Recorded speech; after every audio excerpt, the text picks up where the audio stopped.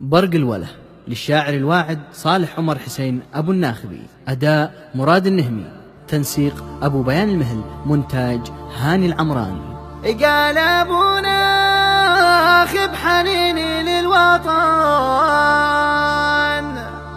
أنا حنيت من صمت الفؤاد، شلني يا طير الحر عدن، الهوى بارود خلاني رماد. قال أبو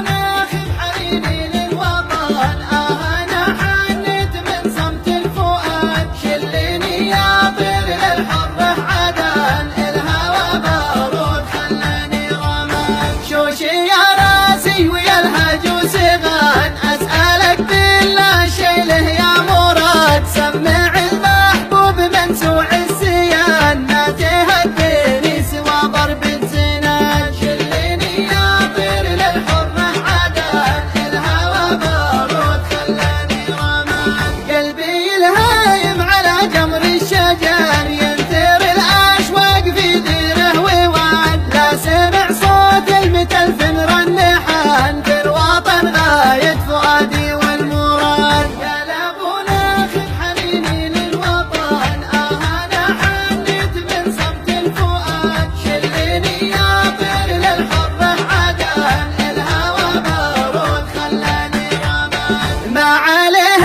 اللوم لو صيح ووان، دمي وانه بالمحبة قلبي جاد، ما بطالب لا مناصب أو ثمن، غير لمحة من فتيكات السواد، شلني يا طير للحر عدن، الهوى بارود خلاني رماد. يا عيوني يا رموشي والجبل، يا دوا قلبي وجرحه والضماد، لا ذكرتك سال دمعي على الوجل، من فراقك ما هنا طرف الرقاد. قال أبو ناخب حنيني للوطن، أنا حنيت من صمت الفؤاد، شلني يا طير للحر عدن، الهوى بارود خلاني رماد. ما تخلى عنك لو طال الزمان، بوصلك لو كنت في معبر كانت، بعدك تعبني وشوقي والبدن، واكتمل صبري وضميت الوساد، شلني يا طير للحر